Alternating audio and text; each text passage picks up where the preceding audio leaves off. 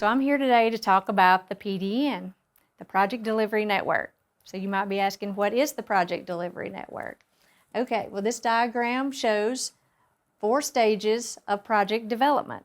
There is a stage 0 that is the planning stage, and that's typically the work that comes out of STID. What usually comes out of STID is a TIR document, and it's usually very long, 100 or so pages, very detailed. And what's going to come out now is going to be a project concept report, which will be much more simplified, some single line sketches with maybe some other background information just to project the vision of the project. The goal is to develop our legislative projects in 5 years, and we're going to do that using the Project Delivery Network. So once the planning stage is completed, we move into stage 1, where we'll have a project manager assigned to this project, and they will develop a project team, a multidiscipline team, and they will all work together to come up with the scope, the schedule, and the budget for this project. Also in stage 1, as we build these project teams, we'll also involve many divisions, including construction and maintenance. They will be very helpful in letting us know the pitfalls of whether our projects are constructible and maintainable, because in the end, we want that quality project that goes out to construction that they're able to construct and maintain. You can go online to the Project Delivery Network in the project management website and click on it. It's interactive, and you can click on one of these activities. Say you wanted to see all of the environmental activities. You would click on this environmental task, and it would highlight all of them throughout the diagram, and you could see exactly where they landed in the process. Additionally, you can click on any of these activities in the PDN document, where you can see more information that describes that activity, as well as the deliverables for that activity and who's responsible for those deliverables. So with that, after the project team comes together and they hammer out the scope, schedule, and budget, they'll look at risk.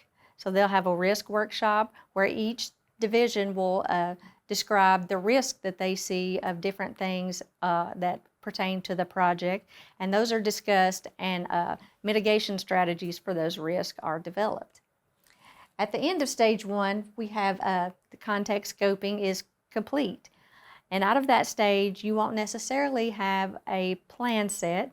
It might be a roll plot with some other drawings, cross sections, and different diagrams that you can use to move into stage 2.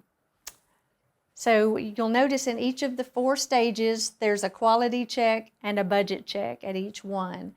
So the quality check, it is an actual putting together all the pieces of the project to ensure they all fit together and they all fit appropriately, and the project can be built and constructed. Also, there is the budget check in each stage that will be a continuation as it goes forward. Of course, as we know, a lot of unknowns at the very beginning. That cost estimate's more of a true estimate. It has a lot of contingency built into it. But as we go along and get the project more detailed, we can fine-tune those estimates to provide a more accurate estimate in the end as it goes to letting. So once stage 2 gets going, you complete the project commitment document after you've worked through some of these activities. And basically that commits the entire team, as well as TDOT leadership, to the scope, schedule, and budget that has been developed by this team. So stage 2 is a very important stage, because a lot of activities are getting started in this stage. A lot of things are happening to establish that final footprint, so that some of the activities can happen early, because we have established that project footprint, and we're not going to move substantially out of that footprint. So at the end of stage 2, after we have our functional design plans review and have our footprint established, then we'll move into stage 3, which is basically a continuation of the good work that is started in stage 1 and 2. All the activities continue forward. At the end of that, we have plan in hand complete. And basically that's more like the draft construction plans before we move into stage 4. So by the time we move to stage 4, which is PS&E, plan, specifications, and estimates. We will be finalizing a lot of the activities that had gone on previously. We will hold a PS&E review and end with the project going to contract letting, again within that 5-year time frame for legislative projects. So for the program projects, they'll be using the PDN as well. So if it's a smaller project like an SIA or a bridge and approach, you'll use these same activities, but you probably won't have all the activities. Maybe the team is a little bit smaller because we don't need all of those disciplines that are involved in that.